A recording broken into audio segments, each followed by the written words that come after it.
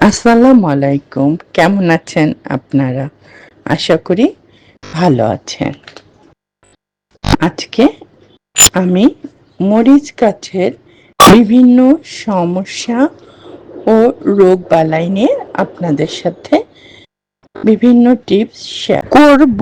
আপনারা মরিচ গাছ লাগালে প্রায় দেখতে পান আপনার গাছে ফুল আসছে প্রচুর, কিন্তু ফুলগুলো ঝরে যাচ্ছে, অথবা মরিচ গাছের মরিচ গাছের পাতাগুলো হলুদ হয়ে যাচ্ছে। আবার কোনো সময় আপনারা দেখছেন যে মরিচ গাছের পাতা বা গুলো কোঁকড়িয়ে যাচ্ছে। আজকে আমরা এই সমস্যাগুলোর সমাধানই আপনাদের সাথে শেয়ার করব। মরিচ গাছ খুবই সেন্সিটিভ গাছ। অতিরিক্ত রোদেও গাছের পাতা হলুদ হয়ে যায়। আবার গাছে টবে পানি জমে থাকলেও গাছের পাতা হলুদ হয়ে যায়। মরিচ গাছের পাতা যাতে হলুদ না হয় সেজন্য মরিচ গাছ যখন লাগাবো তখন মাটিটা এমনভাবে তৈরি করতে হবে যাতে ড্রেনেজ ব্যবস্থা ভালো থাকে। আমি সাধারণত 50% বেলে দোআঁশ মাটি, 40% জৈব সার বা কিচেন কম্পোস্ট আর 10% বালু দিয়ে মাটি তৈরি করি। আর মাটির সাথে সামান্য ছাই আর নিম খোল মিশিয়ে দিই। এছাড়া যখন প্রচুর গরম পড়ে তখন আমি আমার গাছটি শেডে রাখি।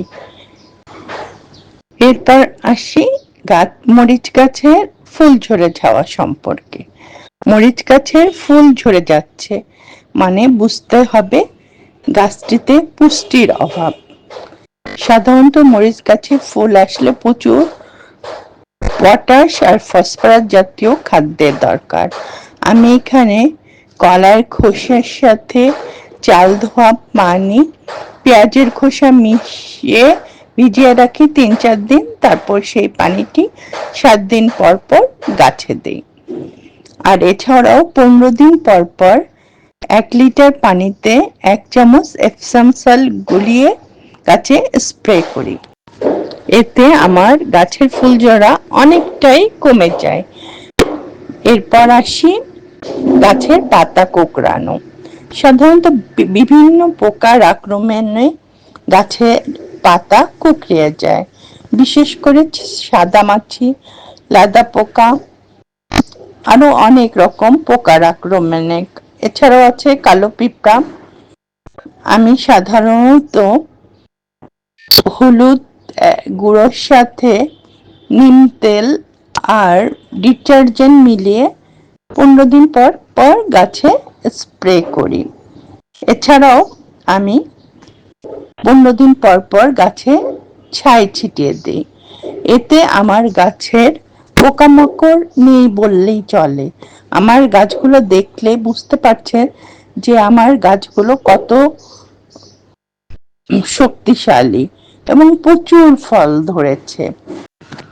বন্ধুরা, আমার ভিডিওটি যদি আপনাদের একটু উপকারে আসে, লাইক কমেন্ট করবেন এবং সাবস্ক্রাইব করবেন প্লিজ।